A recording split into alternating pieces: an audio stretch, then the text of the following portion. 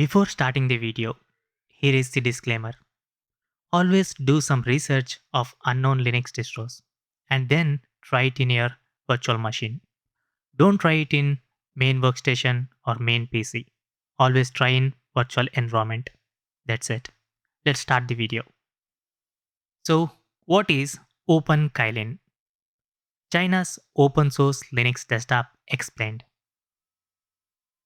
Hey everyone, welcome back to the channel. Today, we are talking about openKylin, one of the most interesting open source desktop operating systems coming out of China right now. If you have been following the Linux scene, you have probably heard of Ubuntu Kylin or the commercial Galaxy Kylin systems. openKylin is different. It's the community driven, fully open source version that aims to become a true root community for Chinese desktop Linux. So, what exactly is openKylin? openKylin is a free and open source Linux distribution designed primarily for desktops and laptop users. It is incubated and operated under the OpenAtom Foundation.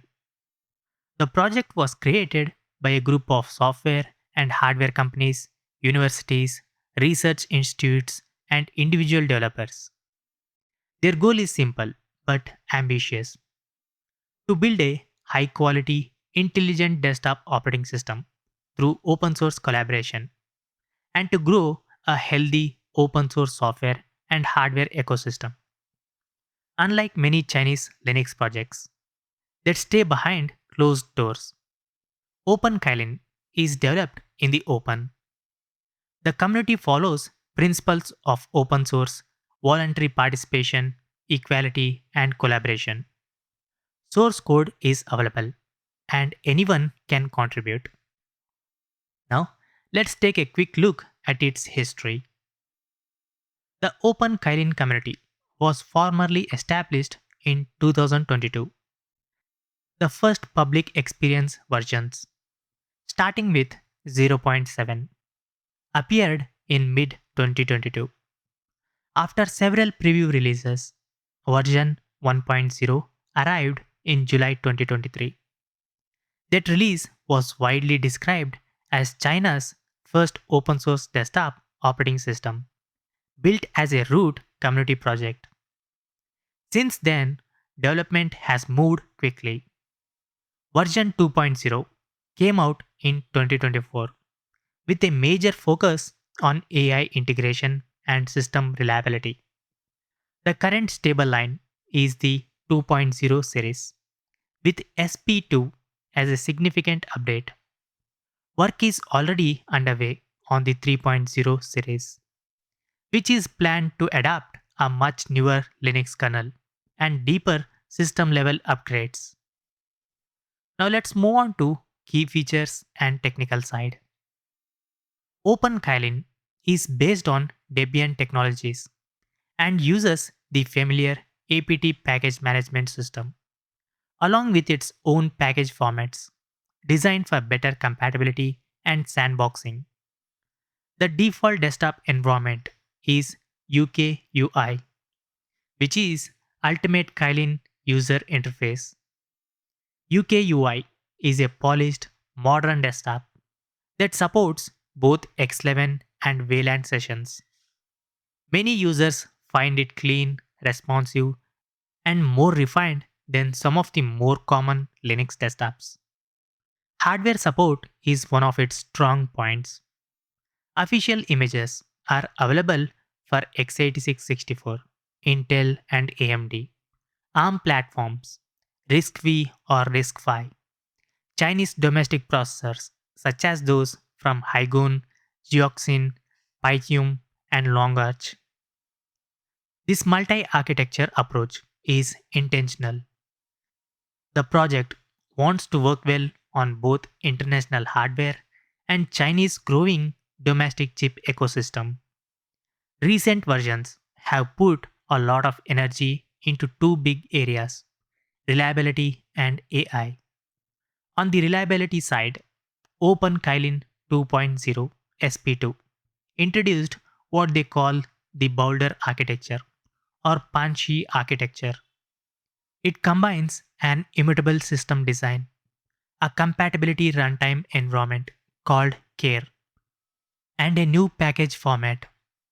The idea is to make the base system more stable and resistant to breakage while still allowing users to install a wide range of applications. On the AI side, the system integrates multiple large language models, both cloud based and local options. Features include an AI assistant, intelligent search, smart clipboard tools, and other desktop level AI capabilities.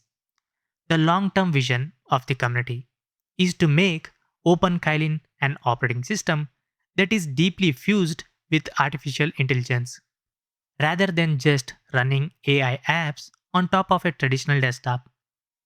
You'll also find familiar applications pre installed or easily available, such as Firefox and WPS Office, along with a software center that helps users find both native Linux applications and compatibility solutions. So, now who is it for? OpenKylin is mainly aimed at individual users, students, developers, and open source enthusiasts who want a free, modern Linux desktop. It is lighter and more community oriented than the commercial Galaxy Kylin products, which target government and enterprise environments with additional security certifications and support services. Because it is fully open source and free to download and use, it lowers the barrier for anyone curious about a Chinese developed Linux desktop. Now, let's move on to the bigger picture. What makes OpenKylin noteworthy is not just the software itself, but the approach. China has long had strong commercial Linux distributions, especially in government and industry. Building a genuine open root community is a different challenge. OpenKylin represents an effort to create something that can grow through global and local collaboration, while still serving the needs of Chinese users and hardware. It supports multiple architectures, invests in AI integration, and continues to improve desktop usability. Whether it becomes a major player outside China remains to be seen. But inside the Chinese open source ecosystem, it is already an important project. If you want to try it yourself, the official website is openkylin.top. There, you can download the latest ISO images for different architectures, read the documentation, and join the community. That's a solid overview of openKylin, what it is, where it comes from, and why it matters in the current Linux landscape.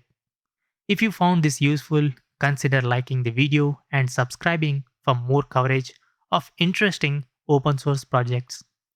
Drop a comment if you tried openKylin or have questions. I'd love to hear your thoughts. Thanks for watching, and I will see you in the next one. Peace out. And again, the disclaimer: always verify the information before downloading any type of unknown distros. Always do some research of unknown distros. It's clearly up to you to decide whether to install it or not. And always try it in the virtual machine. Never put any unknown distros on your main PC or work PC. Always use the VPNs. Thanks for watching. I'll see you in tomorrow's video. Peace out.